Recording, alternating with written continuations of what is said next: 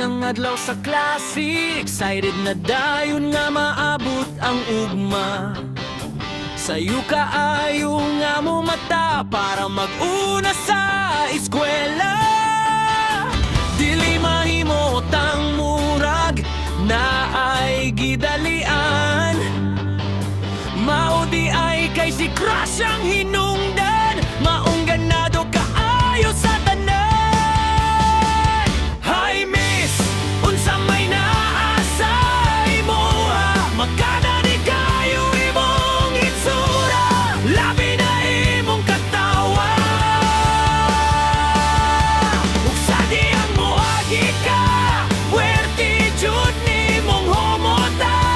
Pwede bang mohangyo sa imo ha? Ikaw na lang himuon ako og subject para ganado sa pag-eskwela.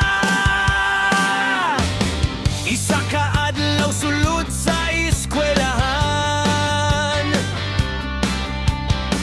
wala damhang magkasugat ang pananaw. Nawad-an og kusog daw mawad-an og kanimuot. Kaysa pagtanaw kanimo, lami kaayo imong pahiyom. Kanindot sa pamate, daw dili masabtan ang gibate. Hi miss, unsa may naasa imo ha? Magkada ni kayo imong itsura, labi na imong katawa.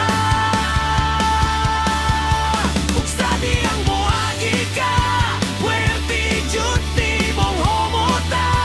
Pwede bang mohangyo sa imo ha? Ikaw na lang himuon ako og subject para ganado sa pag-eskwela.